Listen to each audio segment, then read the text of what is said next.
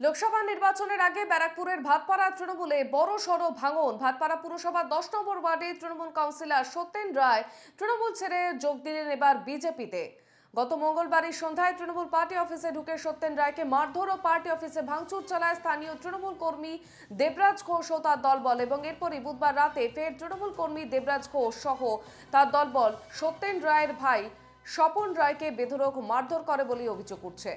এরপরই তৃণমূলের প্রতি অসন্তোষ প্রকাশ করেন তিনি এবং ব্যারাকপুরের বিজেপি প্রার্থী অর্জুন সিং এর হাত ধরে তিনি যোগ দিচ্ছেন বিজেপিতে।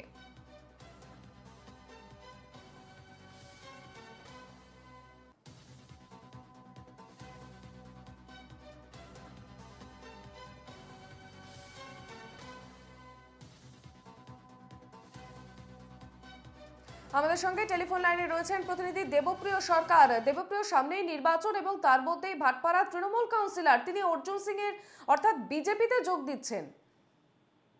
একেবারেই লোকসভা নির্বাচনের আগে কিন্তু একেবারে তৃণমূলে বড়সড় ধাক্কা বলেই মনে করা হচ্ছে। কারণ লোকসভা নির্বাচনের আগে আটপাড়া পৌরসভার 10 নম্বর ওয়ার্ডের অত্যন্ত গুরুত্বপূর্ণ তৃণমূল কাউন্সিলর সত্যেন রায় তিনি কিন্তু গতকালই কিন্তু বিজেপিতে যোগদান করার একটা ইচ্ছা প্রকাশ করেছেন। কারণ গতকাল এবং তার আগের দিন কিন্তু 2 দিন ধরে তার উপর বা ছেলের উপর এবং তার ভাইয়ের উপর যেভাবে হামলা চালানো হচ্ছে এবং এই হামলা চালানোর অভিযোগ একবার ওই এলাকার তৃণমূল কর্মী দেবরাজ ঘোষের বিরুদ্ধে কিন্তু এই অভিযোগ আনা হয়েছে। এই বারবার ধরে এ ধরনের আক্রমণের ঘটনায় স্বাভাবিকভাবেই তৃণমূলের প্রতি অসন্তোষ প্রকাশ করে তারপর তৃণমূল ছাড়া কিন্তু একেবারে সিদ্ধান্ত নিয়ে ফেলেছেন। একেবারে স্পষ্টভাবেই তিনি যে বলে দিচ্ছেন যে তিনি অর্জুন সিং এর হাত ধরে ব্যারাকপুর লোকসভা কেন্দ্রে যিনি বিজেপি প্রার্থী সেই অর্জুন সিং এর হাত ধরে তিনি বিজেপি, কারণ তিনি যেভাবে জন্ম লগ্ন থেকে তৃণমূলের সঙ্গে তৃণমূল করে আসছেন সেই জায়গায় দাঁড়িয়ে তৃণমূলের থেকে তিনি কোনো রকম সম্মান পাননি এবং তার উপর এই হামলার ঘটনায় তিনি স্বাভাবিকভাবেই তৃণমূলের প্রতি একটা অসন্তোষ প্রকাশ করেছেন।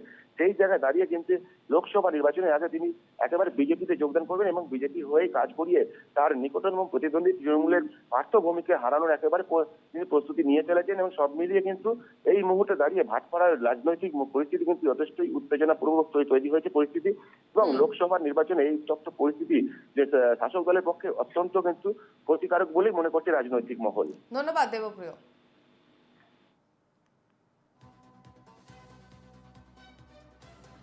আমার ফ্যামিলিকে মারছে, আমাকে মারছে, আমার ছেলেকে মারছে, আমার ভাইকে মারছে। তার এই দলের সম্মান কি আছে? কাউন্সিলরকে মারছে একটা গাজারি। সে আবার আমাকে ফোন করে বলছে তোর ভাইকে মারলাম, এরপর তোর ছেলেকে রোজ মারবো। তাহলে আমি এই দল করবো কেন? আমি অর্জুন সিংয়ে থাকবো।